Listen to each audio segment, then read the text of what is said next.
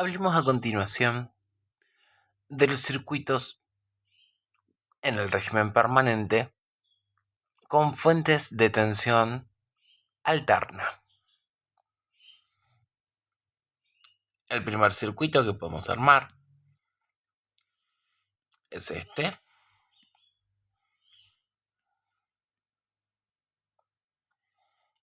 donde si medimos entre estos extremos, ya no utilizaremos medidas como si estuviéramos utilizando un tester, sino que empezaremos a hablar en términos de señales mediante osciloscopios o oscilogramas. Es importante entonces describir que si yo mido cualquiera de estos puntos,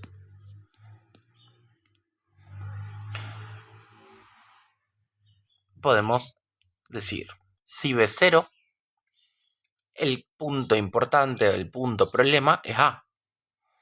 Bien, la tensión en A, entonces, la podemos medir como, por ejemplo, A por seno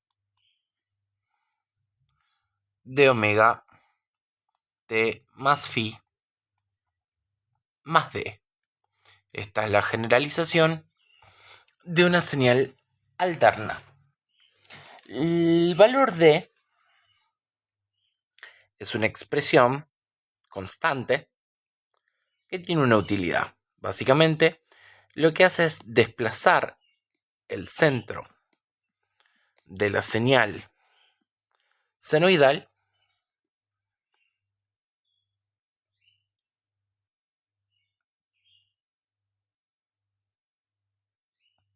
algo así, donde A es la distancia entre este nuevo centro y los picos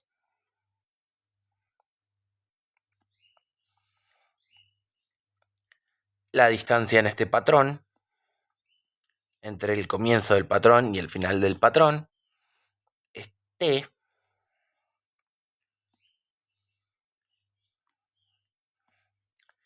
y T es 1 sobre F, o lo que sería el inverso, F es igual a 1 sobre T, donde T está asociado de la siguiente manera. T es igual,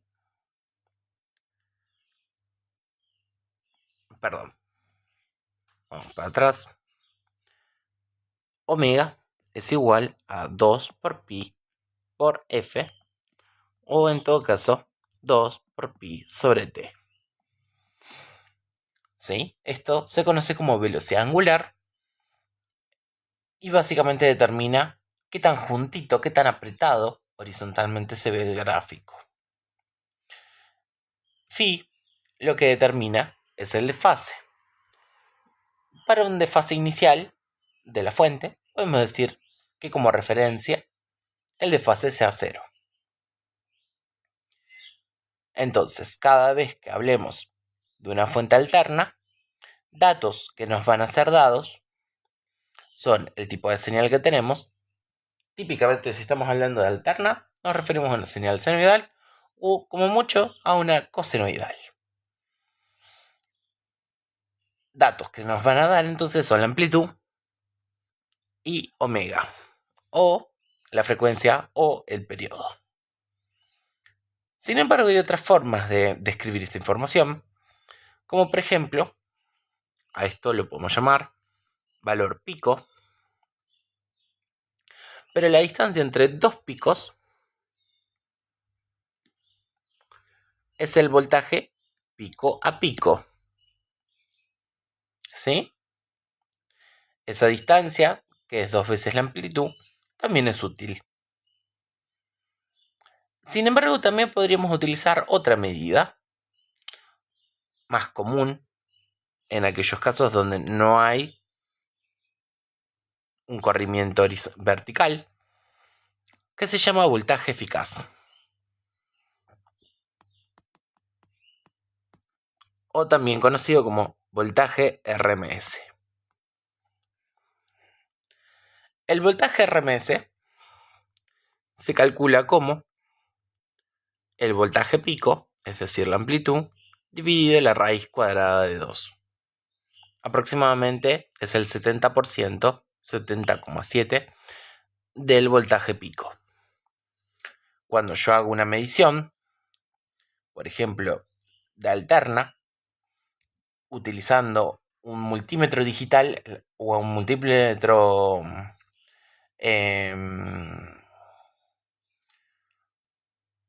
analógico, pero en configuración alterna, lo que hacemos es típicamente obtener estas mediciones. A menos que agregue un frecuencímetro, no nos van a indicar la frecuencia. Es estándar que la frecuencia de la red hogareña o la frecuencia de la red domiciliaria, 50 Hz. En otros países puede ser 60. Y el voltaje pico siendo 311 o 220 voltios RMS. Es decir, que si yo mido los 200 voltios RMS con un tester, un multímetro, un polímetro, lo que vamos a observar es ese valor eficaz. Hay toda una historia, hay todo un planteo matemático, etc. Pero lo importante, me parece, es quedarnos con esta ecuación en esta situación.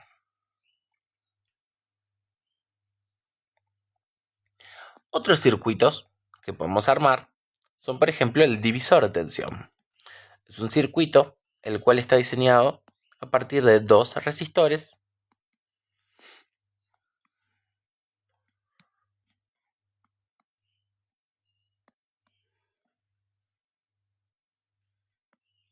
pero no me deja dibujar. Y nos interesa, por ejemplo, el valor entre estos dos puntos. Acá 0 y acá es el voltaje del divisor de tensión, que se calcula como el voltaje de la fuente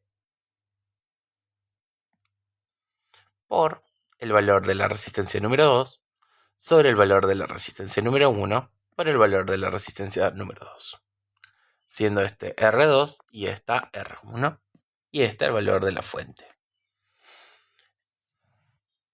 Si yo introduzco un dato en RMS, obtengo un dato en RMS. Si yo introduzco un dato en voltaje pico, obtengo un dato en voltaje pico. En todo caso, lo observable es lo siguiente. De la señal original, el oscilograma inicial,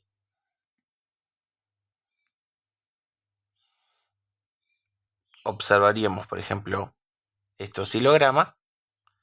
Lo típico sería que, independientemente de qué tan alto sea R2, nunca vamos a conseguir un voltaje del divisor de tensión superior al voltaje de la fuente. Es decir, que siempre vamos a estar por debajo. Algo que sí va a ser importante es que la señal va a ser de menor amplitud, de igual frecuencia y de igual fase. Esto no sucede con otros circuitos serie, donde aparecen otros componentes como el capacitor y el inductor. Por ejemplo, compongamos un circuito como el siguiente. Continua no. Alterna. Tensión alterna. Un resistor y coloquemos un capacitor. Indicamos dónde está la tierra de manera tal que podamos decir, este es el punto que nos interesa averiguar.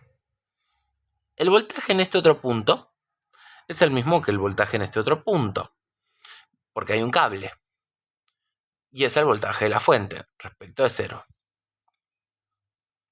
Conocemos a esta región como fase y a esta región como neutro en una tensión alterna. Más al respecto de eso, más adelante. Entonces, supongamos que estamos trabajando con 200 voltios RMS y 50 Hz. Es decir, que estamos conectando nuestro circuito a la tensión peligrosísima de la red domiciliaria. Por lo tanto, vamos a laburar con valores un poco más altos. 1 kiloohmio y 300 nanofaradios, por ejemplo. Bien. Compremos este circuito con la continua en el régimen permanente un momento.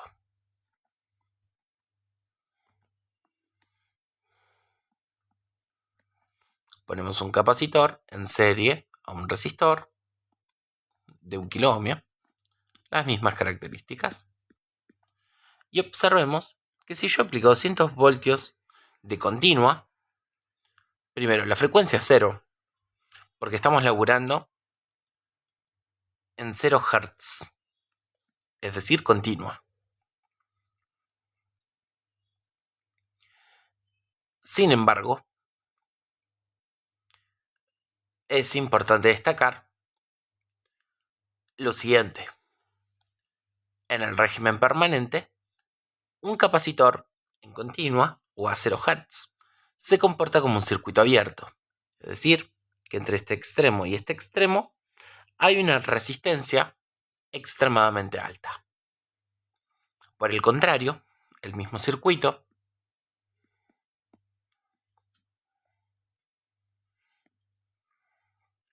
con una bobina a 220 voltios, 0 Hz, 1 kiloohmio, 1 milihenrio, son las unidades de medición de cada uno de los valores. Esto es lo mismo que un cortocircuito. Es como que no estuviera el cable, que no estuviera el inductor. Ahora, en alterna, volviendo al primer circuito de la izquierda, la historia es ligeramente distinta. Ahora, entre estos dos extremos, existe un valor resistivo diferente de 0. Más aún, a ese valor de oposición al paso de la corriente eléctrica lo conocemos con otro nombre, que no es resistencia eléctrica, es reactancia.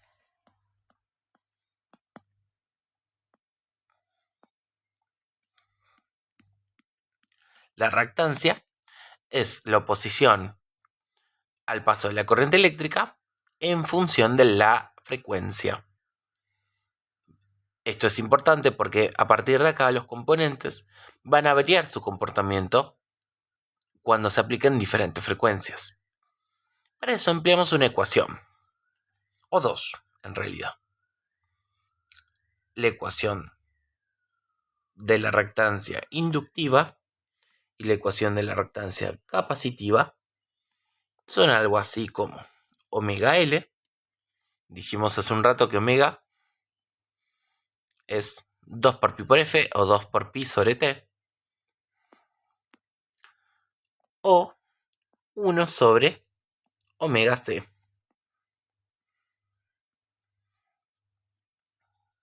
¿Sí? Dato interesante es que estos valores no tienen las mismas características que la resistencia, en particular en que no ocurren en el dominio real de los números. Hasta este momento habíamos laburado solamente con números reales.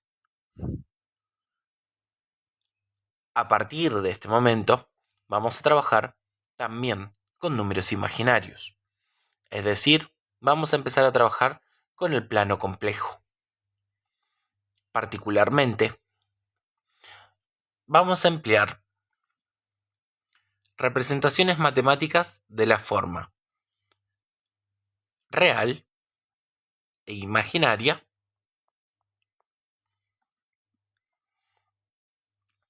donde vamos a tener una distancia indicada en cantidades reales, A, y una distancia indicada en cantidades imaginarias, B, y podemos trazar una especie de magnitud resultante conocida como impedancia, ¿sí? Mientras esta va a ser la resistencia, esta otra va a ser la reactancia,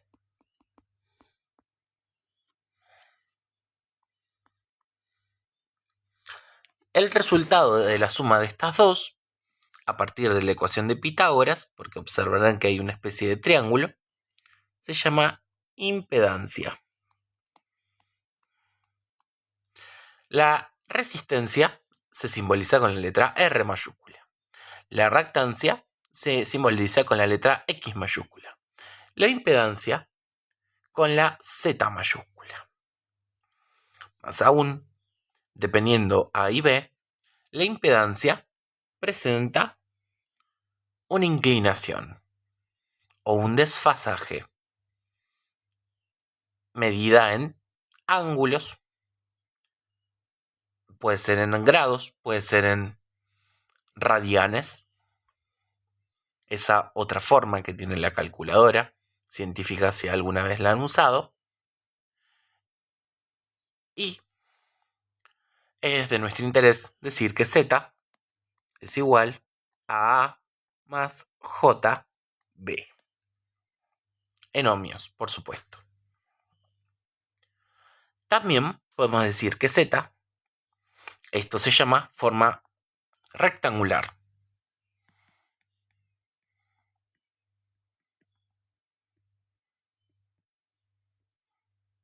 También podemos representarla en lo que se llama forma polar.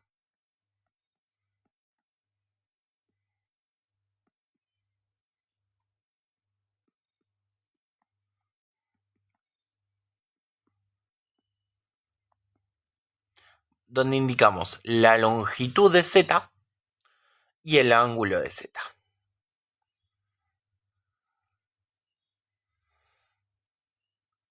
Particularmente la J es el indicador de los números imaginarios, semejante al I igual a la raíz cuadrada de 1 negativo. Acá la J cumple el mismo rol, solamente que ya que la letra I minúscula está reservada para la corriente eléctrica, en alterna, utilizaremos la letra J para indicar el símbolo del número imaginario. ¿Quién llevará ese rastro? Las X. Vamos a tener que XL es igual a J omega L y XC es negativo J omega C. Algo así. J y negativo J 1 sobre omega C.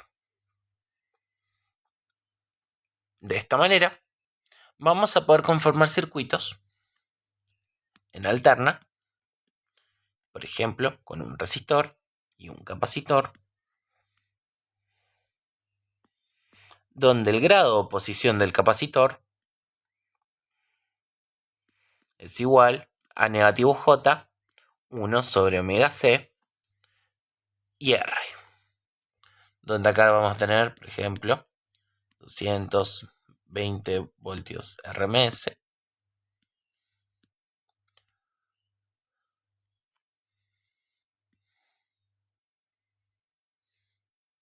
Y 50 Hz. Estos 50 Hz se van a utilizar para determinar omega. Ahora, si yo quiero calcular la resistencia resultante o la impedancia, que es la suma de estas dos, R y XC, lo que debemos hacer es decir Z es igual a R más menos J 1 sobre omega C, forma rectangular. O Z es igual a la raíz cuadrada de R al cuadrado más 1 sobre omega C al cuadrado,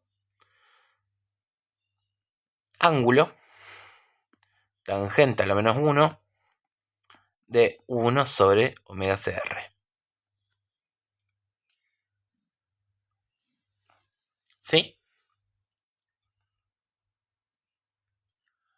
Forma polar. Pasar de formas es algo muy esencial.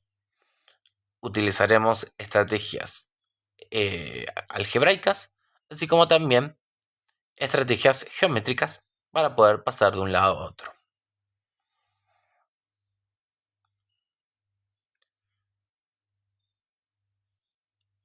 Hagámoslo.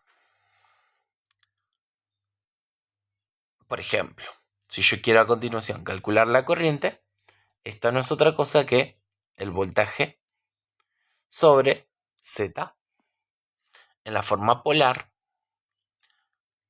donde utilizaremos ya sea el voltaje pico o el voltaje RMS. Por supuesto que si introduzco pico, obtengo pico en corriente. Si introduzco RMS, salen RMS. Y trabajaremos en algo que se llama dimensión fasorial. Que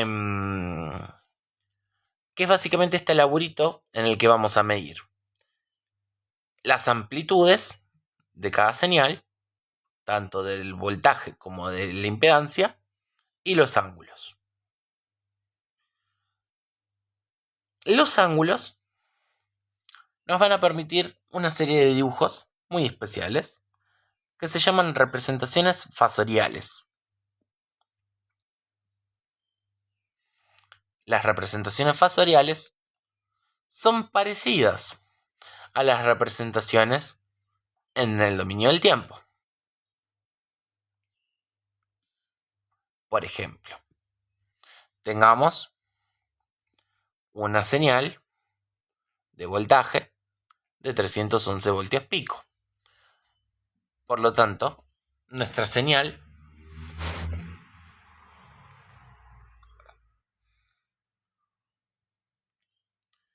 de desfasaje cero es la señal de tensión a 0 grados de desfasaje en la parte real e imaginaria. Ahora, supongamos que la corriente se desfasa 20 grados. No importa si a la derecha, si a la izquierda, más adelante lo vamos a ver. Más aún, observemos que, supongamos que nos da un valor chiquito.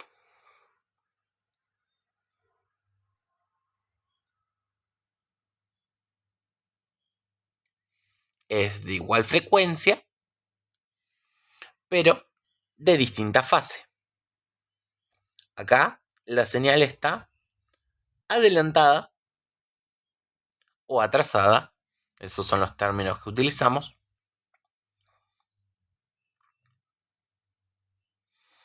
Y lo que vamos a hacer es indicar la amplitud de la corriente y el ángulo de desfase.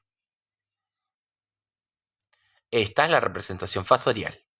Son como vectores, pero los fasores en realidad están en movimiento. Es como que están revolucionando, girando alrededor de sí mismos,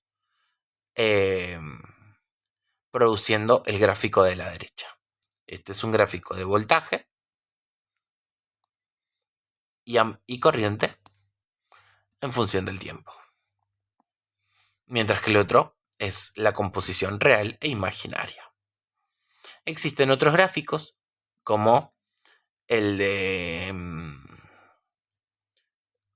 composición o resultantes de la transformada inversa de Fourier, que lo que nos permiten ver son las distintas componentes que obtendríamos o observaríamos, no como oscilograma. Esto es un oscilograma. Este es un diagrama fasorial. Y también podríamos observar la descomposición en componentes a través de un analizador de espectro. Más adelante veremos qué significa eso también. En cualquier caso, esto es muy importante para circuitos más complejos. Esta es la primera parte. Hagamos el análisis.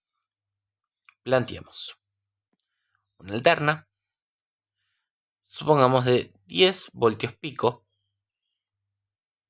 500 Hz.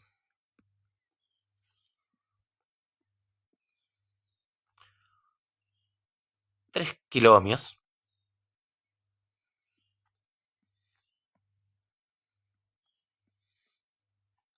Y una capacitancia de 20 nanofaradios. Lo primero es determinar XC. Para eso hacemos 2 por pi por 500 Hz por 20 por 10 a la menos 9 faradios. A la menos 9 es el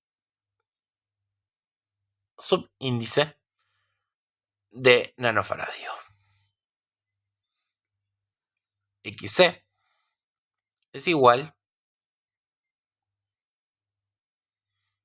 1 dividido 2 por pi por 500 por 0,0000000. Me estoy pasando. 3, 6, 2. 15.900.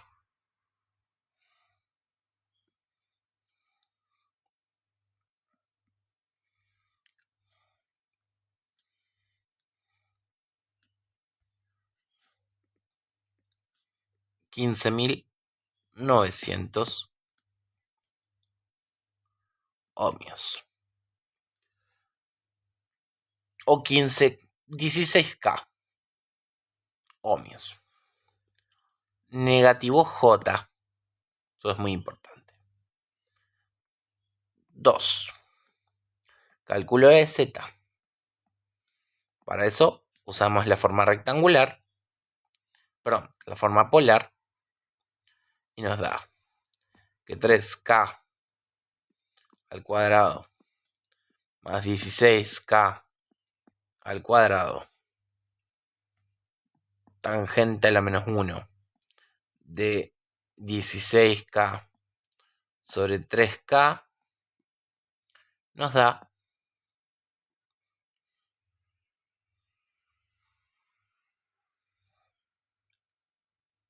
3.000 al cuadrado más 15.915 al cuadrado es aproximadamente 16.195.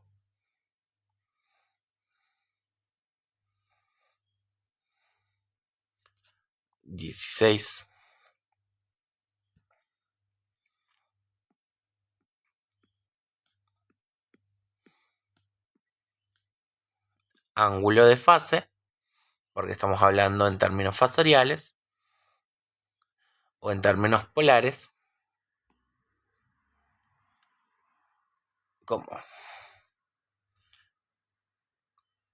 tangente a la menos 1 de 16.000 dividido 3.000. 80 grados.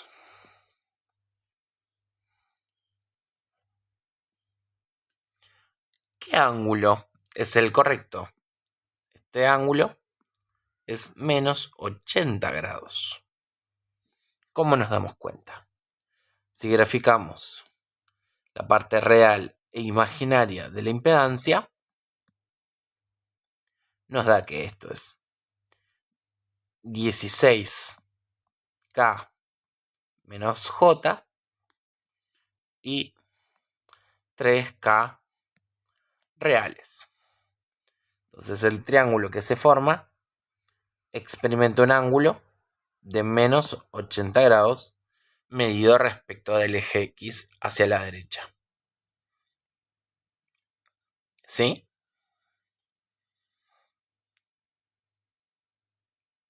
Perfecto. Acá vamos a ponerle el 15 porque tenemos que elaborar un poquito más en detalle. Siguiente paso. Calcular la corriente total. La corriente total es igual a 10 voltios pico dividido 16.195 ohmios.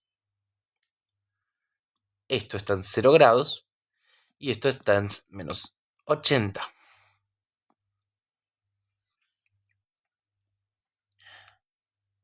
Hacemos el cálculo. 10 dividido 16.195 me da 617 microamperes.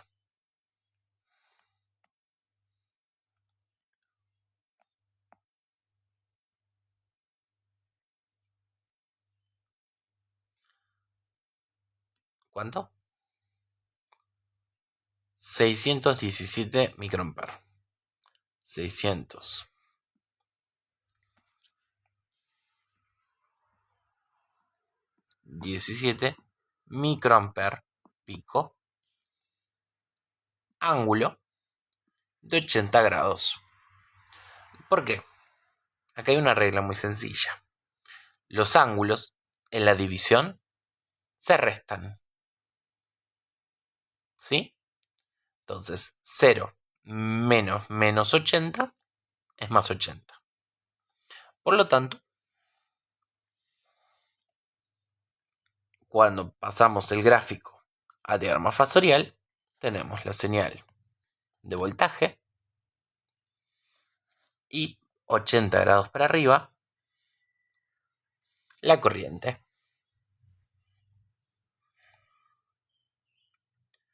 Si quisiéramos medir ahora la tensión en cada uno de los puntos, observaríamos el siguiente fenómeno. Que la tensión sobre el resistor, R por I, tiene esta dirección, o bueno, un poquito más aquí, y 90 grados para abajo, eso es importante, esta otra componente, que es la tensión del capacitor. ¿Cómo las determinamos? Esto es voltaje del resistor y esto es voltaje del capacitor. El voltaje del resistor no es más que otra cosa que R por I. Entonces, R por 617 microamper pico, 80 grados. R no tiene ángulo o tiene ángulo 0. 0 más 80 es 80. Y 3000 por 617,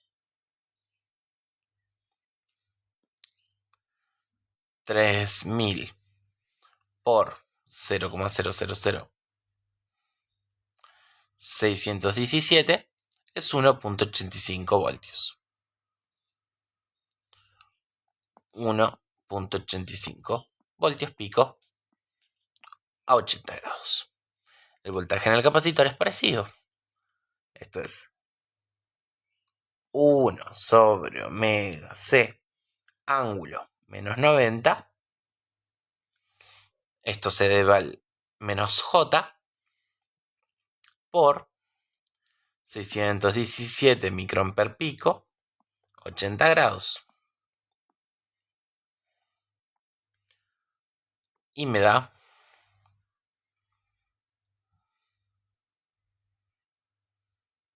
0,000617 por 15, 915, 9.81 voltios.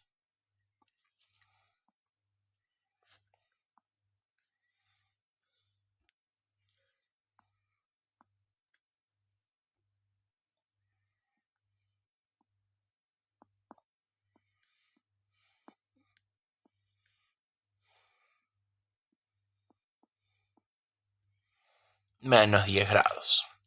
Notarán que si yo sumo el voltaje del resistor y el voltaje del capacitor, estos no suman 10 voltios, suman más. Pero eso se debe a que estamos intentando sumar los valores de las amplitudes sin tener en cuenta sus ángulos. Si yo corroboro a partir de calcular el voltaje total como 1.85 al cuadrado más 9.81 al cuadrado, esto tiene que ser igual a 10. Lo corroboramos.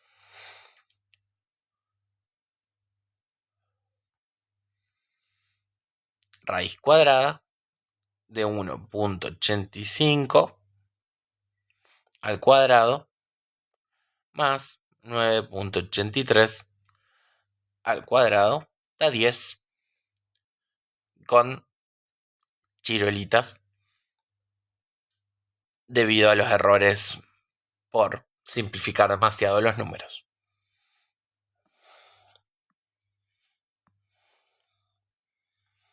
Voltios, pico.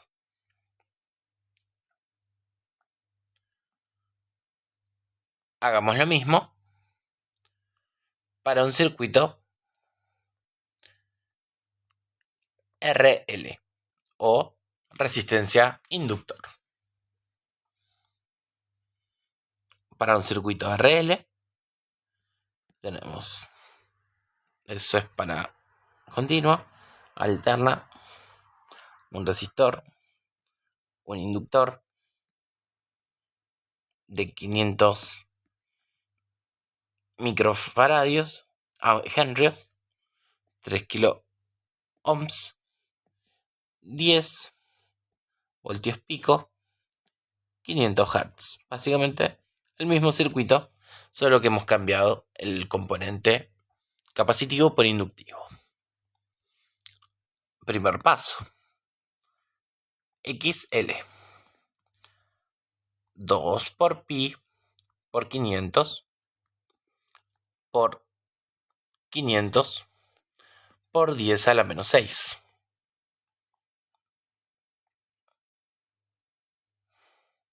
Entonces, 2 por pi por 500 por 0.0005, 1,57. Ajá, no nos conviene. Vamos a tener que hacerlo un poco más grande al inductor. Ahí va. 500. Claro, la frecuencia nos está jugando en contra.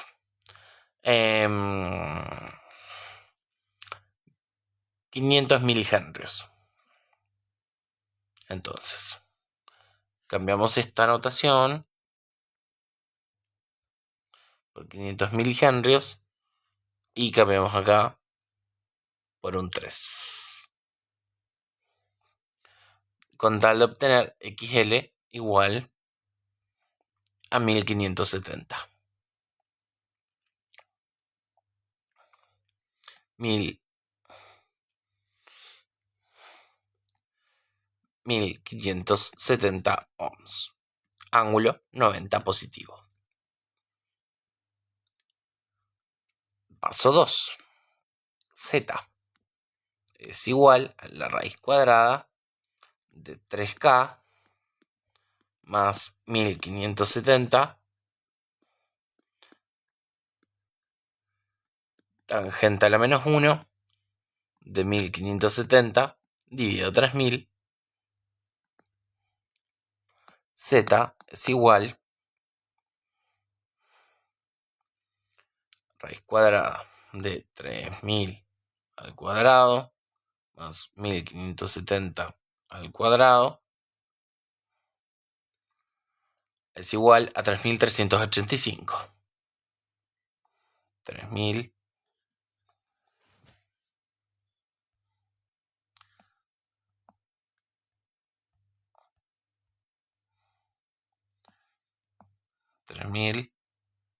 3385. Ángulo porque estamos laburando en forma polar,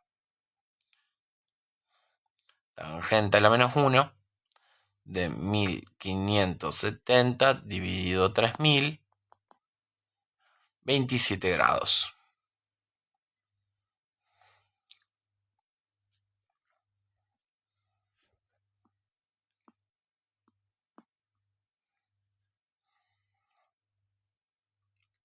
Podemos graficarlo como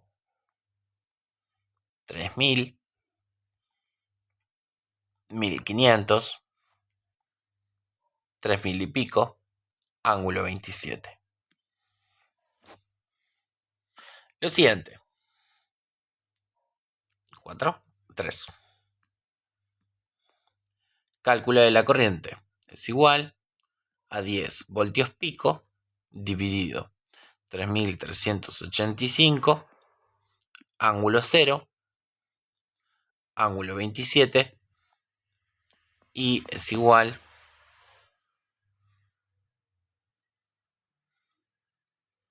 10 dividido 3385, 3 miliamperes,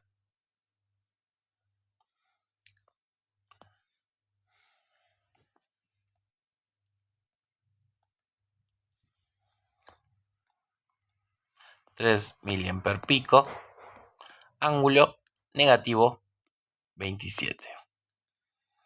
Por lo tanto, el diagrama fasorial dice que el voltaje es este, el ángulo de la corriente es este, y por lo tanto la tensión en el resistor va a estar por acá.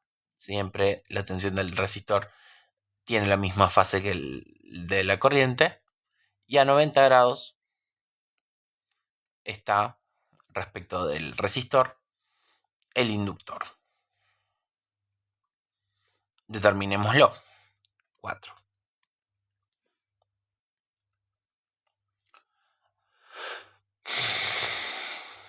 Voltaje del resistor es igual a 3 kiloohmios por 3 miliamperios voltios pico a 27 grados negativos, 0 grados, 3 por 3, 9, 3K por mili, es 3 voltios pico a menos 27 grados. Voltaje del capacitor. Dijimos 1500 y ¿cuánto? 1570. 1570 ohmios, grado 0, por 3 miliamperes, pico, a menos 27 grados, es aproximadamente igual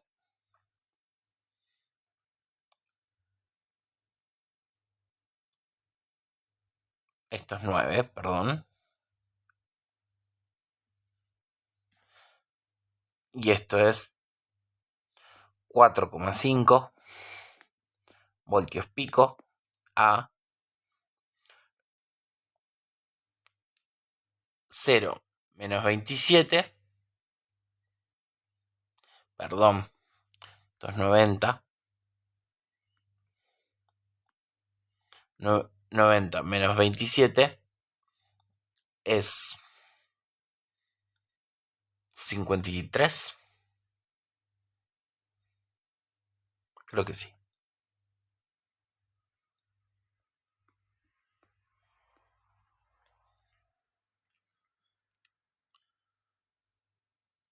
Y así se termina el ejercicio. Podemos corroborar, por supuesto, pero yo creo que está bien por acá.